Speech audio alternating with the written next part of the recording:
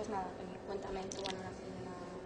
Bueno, el proceso desarrollado el pasado día 29, el día de la huelga general en nuestro país, ha dado como resultado que masivamente la participación de los trabajadores se ha expresado de manera democrática, de manera libre, y la valoración que hemos hecho, comisioneros y UGT, es que prácticamente más de 10 millones de trabajadoras y trabajadores pararon este país. Pero a la vez hemos visto que aquellos que lanzaron una campaña antisindical, que lo que querían realmente era que fracasara la huelga para atacar a las organizaciones sindicales, no han reconocido la realidad. Hablan de un fracaso cuando los datos que hasta la altura ya se conocen evidentemente dicen todo lo contrario. El día 29, el día de la huelga general, el consumo eléctrico descendió más de un 20%.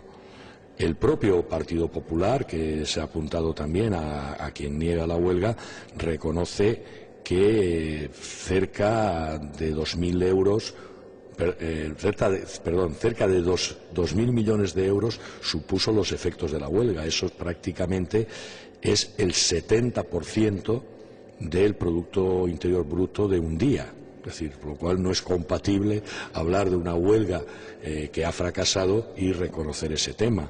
Y luego, evidentemente, hay toda una serie de muestras gráficas en que en este país se paralizó prácticamente todos los puertos, todos los aeropuertos, el transporte. Y luego las imágenes gráficas de que las grandes ciudades tenían mucho menos tráfico que un día festivo, que un domingo. Es decir, por lo tanto, no se puede negar la realidad. Para la Unión General de Trabajadores, por lo tanto, hacemos una valoración positiva porque los trabajadores han expresado el rechazo a las políticas antisociales del Gobierno en exigencia de una rectificación y de la retirada de la reforma laboral. Por eso, las declaraciones que hoy ha hecho el presidente del Gobierno, a nuestro entender, nos alejan de la posibilidad de retomar el diálogo social. En primer lugar, el presidente del Gobierno se ha reafirmado en la política antisocial basada en recortes, congelación de las pensiones y una reforma laboral lesiva para los trabajadores.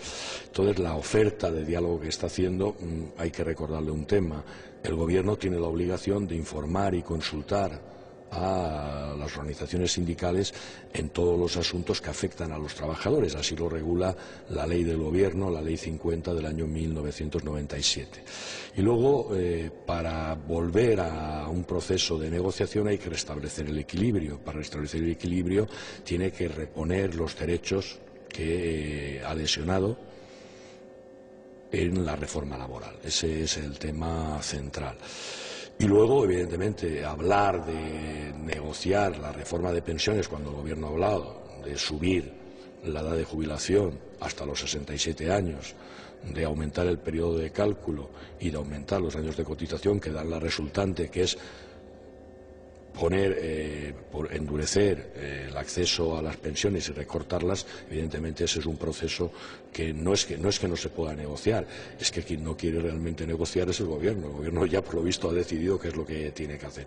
Por eso desde la Unión General de Trabajadores le hacemos un llamamiento al conjunto del Gobierno y al presidente en primer lugar, que es que tienen que reflexionar y tienen que llegar a conclusiones si realmente entienden que la actual política antisocial, que ha sido rechazada con la huelga general de una manera clamorosa y mayoritaria el pasado día 29, esa política que creen que les genera el reconocimiento y la confianza de los mercados, merece que la sociedad cada día se aleje más de la política del Gobierno.